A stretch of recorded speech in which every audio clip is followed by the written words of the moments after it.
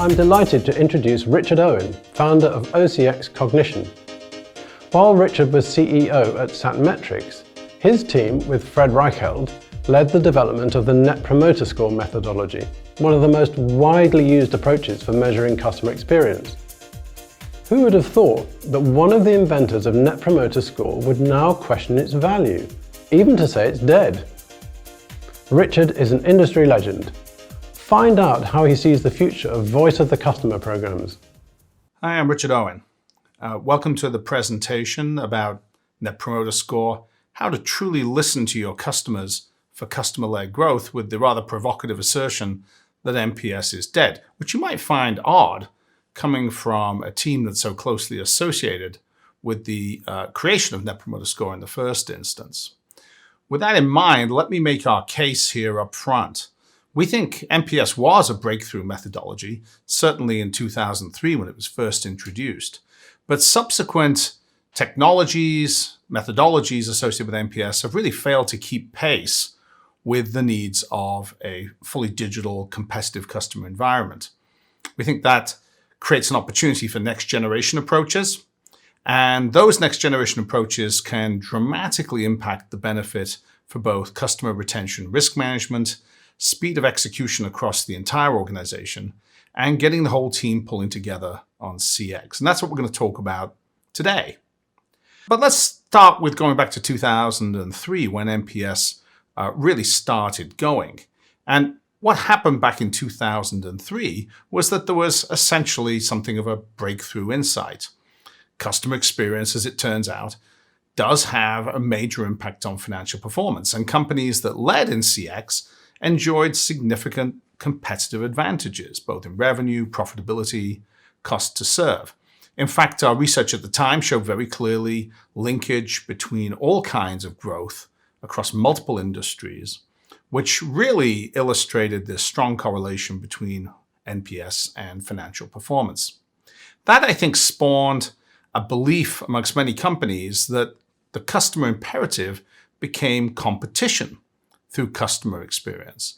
And subsequent to 2003, lots of companies did in fact get behind the idea. In fact, CX became a very widely adopted strategy, as this slide shows. It grew substantially as part of just about every company's go-to-market. But what was NPS at the time? How did companies do this? Well, they did a few fairly basic things. They used some surveys to measure NPS. They used largely a traditional research approach of asking questionnaires with lots of detailed diagnostic questions, or they used something called skinny surveys, where maybe they just asked one or two questions. They did, at best, establish goals for improvement across the company, and ideally they would hold teams accountable. How did that actually turn out? Well, very few companies realized the kind of financial impact that they might have hoped for, according to our research. Some 90-odd% of programs didn't achieve a really high-impact financial goals. And you know a program's not very solid when a change in executive sponsor pretty much kills the whole thing off. So you could say that's a mark of failure, but at the same time, some of the early adopters, the companies that really got behind this early on, did very well and achieved strong performance in terms of improvements in NPS, measurable financial impact. So it seems like early adopters, the companies that got on board quickly, saw the opportunity, used it effectively, did get some real benefits. And in fact, the fundamental leadership advantage of being ahead of the game in CX is still there and continues to be proven with multiple types of studies, ours notwithstanding, that illustrate that continuously you get advantages both in growth, profitability, cost to serve, if you turn out to be a leader, however you measure leadership, and NPS is certainly one of the ways people have done that. But this whole generation of approaches in some ways is laboring under a fundamental problem, and that is that it's an extremely low frame rate technology. What I mean by that is we're looking at customers the kind of way people looked at animations when Steamboat Willie here first came out. It's simply not competing in terms of the speed of information about customers that you'd expect in a digital economy. Why is that? Well, that's because subsequent to then, we have a big shift in how business gets done. It's worth reflecting just a moment on the impact of digital technologies. Well, you can look at this through multiple lenses. Clearly, electronic commerce has had a profound effect on how companies do business and continues to erode market share from non-e-commerce. And even more so, e-commerce has had an impact on the way in which companies combine electronic commerce with the way in which they do business in just about any other form. But it's also impacted the way we service customers. Support's a good example, with customers transitioning away from traditional telephone support to far more digital ways in which they can interact. That's resulted in a big shift in the nature of the digital relationship beyond just purchase. So now we have purchase and we have support. Perhaps even more interestingly, we have brand new products that simply didn't exist without digital and disrupting markets. Here's an example of how mobile money in parts of Africa has substantially displaced traditional banking. And so you see this shift to innovation with digital as well. So the broad imperative shifts now from being competing on just customer experience to competing in this new digital, high data volume customer experience universe.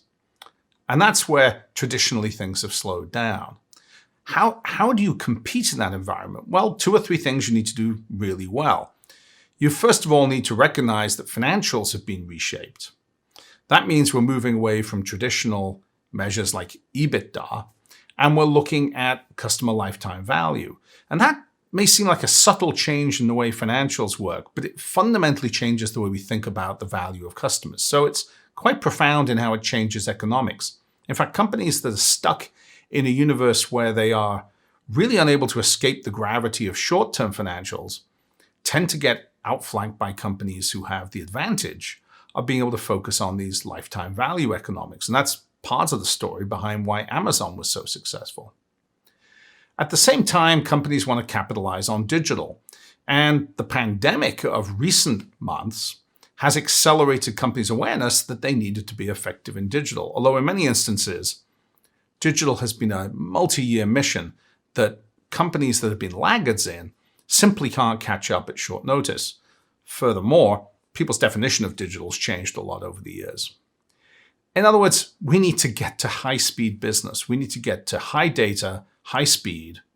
And that's an investment that millions of companies have made and are continuing to make in this digital era.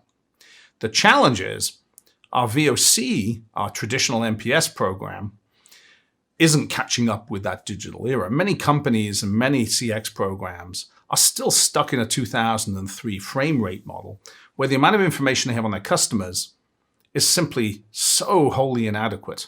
Maybe they're doing a once a year NPS survey to look at the performance of the customers, and they're getting as low as 5% response rate if it's consumer, maybe 30% or so if it's business. But that's still an incredibly low frame rate. That really is Steamboat Willie type of thinking. And it kind of gets worse from there. So surveys, the traditional approach to thinking about this, is a very underperforming technology. And I say underperforming in the sense that it gives us an extremely low amount of information about the customer. It suffers from a problem economists like to call tragedy of the commons.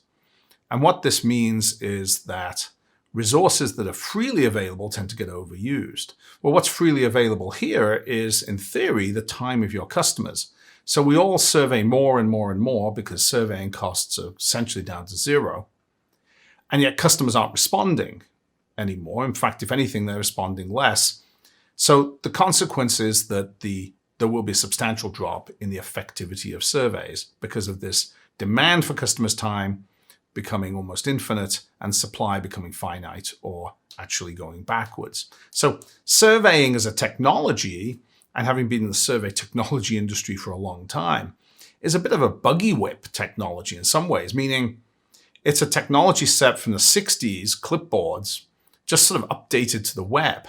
And for all what we do, fancy ideas we have around how to deliver them, We're doing what Mike Hammer famously referred to as concreting the cow paths. What we're doing is we're taking an idea that's sort of out of style or ancient, and we're just sort of concreting over it. We're making it more modern, but it's fundamentally an old technology. So what we need in the NPS universe is a massive digital improvement in customer frame rate. And a simple way to think about this is what we should be seeking is information on every single customer, every instant they're interacting with us. Certainly every time that something meaningful changes, we want to understand what happens. So that's a substantial change in frame rate when you think about the types of information traditional NPS programs have collected. And that frame rate has a profound impact on our ability to do more advanced analytics. The vast majority of companies today are barely getting to do quality reporting of performance, which is at the bottom left of the sort of hierarchy of analytics capability. We're not getting much beyond basic reporting, even into good diagnostics, let alone looking towards optimization and types of solution. And all of this because we're hampered by this buggy whip. We're hampered by this idea that we're doing very low frequency research-orientated types of NPS work. So what does the future look like if that's the case? Well, I started by saying there are ways now to move forward, and the digital transformation of technology has finally caught up with NPS and VOC programs and offers now a very credible way to move forward with these things. The most obvious one people think of is social media. Well, if customers are providing lots of data on social media, let's go there and take a look. Let's learn what we can from it. And there's certainly some real value in that approach. Customers are providing data through social.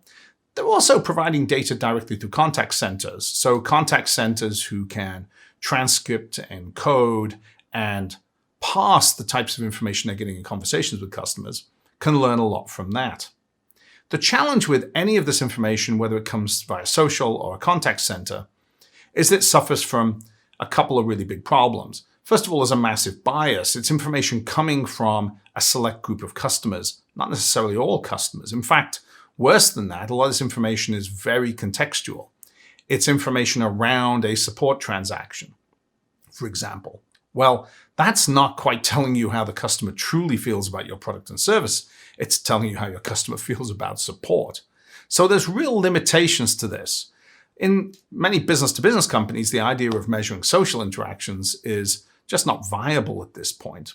So we love this as a technology. We think there are some really good things to be learned from analyzing social and really good things to be learned from taking contact center data. But let's not confuse it with solving the ultimate problem of how do we fully understand customer performance in ways that are likely to link to financial outcomes. The other possibility, and certainly the one that we focus on now, is this notion that you can actually predict customer behavior. Now, prediction's more attractive than measuring it directly because it lacks the limitations associated with having to go and find customer information. Essentially, you use what customer information you have to determine how customers are going to behave. You can predict every customer, every instance, so you're not really time-bound by it. And if that sounds too good to be true, predictive technologies are now reaching a stage where it's an extremely practical solution. So how exactly does this work? Well, you collect data from all over the organization every day that tracks things you know about the customer. We typically call this a data exhaust. Maybe it's the number of times you ship the product on time to them. Maybe it's the quality of the product you ship. Maybe in a purely digital universe, it's their usage patterns of behavior with the product. All of this information is, let's think of it as operational data. And what we need to understand is what are the most important elements of operational data and how do we calibrate them in order to predict whether or not customers are in fact going to be happy or not. Well, we do have some formulas for that, and most of our traditional CX research sort of tells us two things. It tells us what customers think is most important, and it gives us some insights as to how to relatively weight those different things. And it's a bit more complicated than simple correlation because at the end of the day, we're dealing with codependency amongst these variables. If you had 3 poor tech support calls, the 4 things that happened might turn out to be a lot worse than the first. But once you have that formula, you can train up predictive engines. And the predictive engine then takes the actual operational data and uses it to create predictive results and says, this customer got a package late 4 times in a row. We can assign a probability that customer is very unhappy. We don't need to ask them. In such, we essentially free ourselves from the business of having to actually ask customers direct questions. We can make a guess. Now, you might be thinking, guesswork, that doesn't sound ideal. But compare it to the alternative, a situation where 70-80% of your customers aren't responding anyway to your surveys. And of the 20% that might, the last time you heard from them was maybe 6 to 9 months ago. A lot's changed in that period. So compared to that, predictive forecasts, even if they're not perfect, shine much more light on the customer behavior and sort of give you that high degree of frame rate. In fact, the challenge has somewhat moved on. We used to think of the challenge in NPS or VOC as being one of data collection. Now, you could argue the challenge is one of data interpretation. We have so much data, we have to solve the problem of how to make sense of it. And the mode has shifted away from CX professionals to machine learning experts. The challenge machine learning experts have is it's hard to organize the data in a useful way, but we do have already some really great tools for doing that. We can organize all our data, operational, financial, customer attitudinal data, even data we obtain from social and from contact centers. We can organize it all in this structure around the customer journey and use that data to predict whether customers are promoters or detractors, even if they never responded to a survey or called a contact center. It's possible to get that far. Well, what are the characteristics of these kind of solutions if we do this? Well, first of all, the most important thing, as we said, is that you get to understand the status of every customer every minute. So we move away from this dependency on surveys to a much more rich real-time data set. But the second most valuable thing is that because this data is tracked across all of the different organizational elements, it actually brings a unified view of the customer to bear. A lot of companies find that they have lots of different teams looking at lots of different metrics, calibrated in their own way as it relates to the customer. Predictive algorithms tie together these different data sets to give a unified view end to end. And it solves both problems simultaneously. It uses the unified view to create prediction, and in turn, it provides the unified view with this cohesive end-to-end perspective. And that gives us highly operational data. So it gives us a kind of recipe. If we take 10 or 20 different types of customer and we're able to essentially understand the formula for success, the things we have to do right as a company, then we're going to end up with a pretty good operational plan. Let's say you're in a freight business and you understand that the biggest determination, pretty obviously, for whether a customer is a promoter or a passive or detractor, is whether or not you deliver the product on time. Well, you're making a few key determinations here. What does it mean to deliver on time? Does it mean deliver on the exact day? Does it mean deliver on a day up to that date? Does it mean deliver on the day quoted? And how accurate do you have to be? Do you have to be 90% accurate? 80% accurate? These are the questions that get answered to form a predictive model. But once it's done, you have a very prescriptive formula. So with that in mind, how should we think about NPS and its demise, if you like? Well, NPS as a standard segmentation of customers, I think does have tremendous value. And I don't think it's going to go away, the idea that you want to understand high-quality customers like promoters or low-quality customers like detractors. NPS as a sort of low-frequency surveying process is completely obsolete, and I would argue is dead. And new solutions really take its place. Those new solutions require perhaps different leaps forward in technology, but more importantly, different leaps forward in the way in which CX professionals think about this.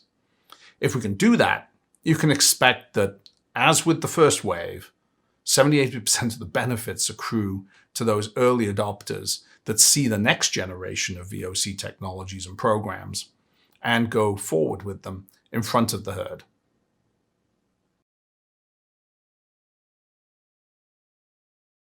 As always, thank you, Richard.